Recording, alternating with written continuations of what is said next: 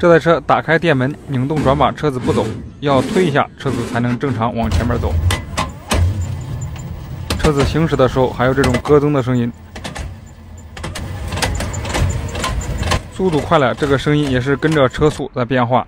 车子停下来，中间这个齿轮包这里还漏油，初步判断应该就是这个齿轮包的问题。我们先把这个一边的这个半轴拆掉，半轴应该没有问题。我们打开顺便看一下，固定半轴的4颗螺丝我们拆掉看一下，这个半轴确实没有问题，没有问题。我们现在把另一边的也给它拆掉。这个时候肯定有朋友会问，为什么不直接拆中间的齿轮包呢？搞维修的朋友们肯定都知道怎么回事。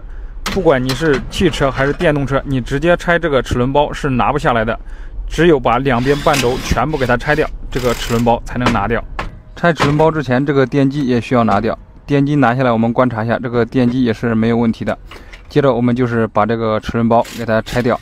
经常搞维修的朋友们可能都体会得到，看着一个很简单的问题，要拆很多配件。现在这个齿轮包已经拆掉，这个齿轮包这里漏油的地方观察是有裂痕的，这个齿轮包的外壳已经裂掉。我们现在打开看一下有没有维修价值，看一下里边是什么情况。这个齿轮包里边有很多齿轮，有减速齿轮和差速器齿轮，里边全是齿轮。我们看一下，这个裂痕是在这个轴承这边，还有这个大齿轮已经全部打掉了，这个就没有什么维修价值了。我们宣布它报废，直接给它更换一个新的。这个齿轮包电机有些设计在左边，有些在右边。如果搞反了情况下，这个车的前进会变成倒车，倒车会变成前进。新的差速包里边一定不能忘记加油，这边我一般都是加3瓶，一瓶120毫升。有的老铁说这里加1瓶加2瓶就够了，加3瓶太多浪费。我们看一下差速包上的警告是不能少于150毫升，也就是1瓶肯定不够的。大家觉得这里边应该加多少比较合适呢？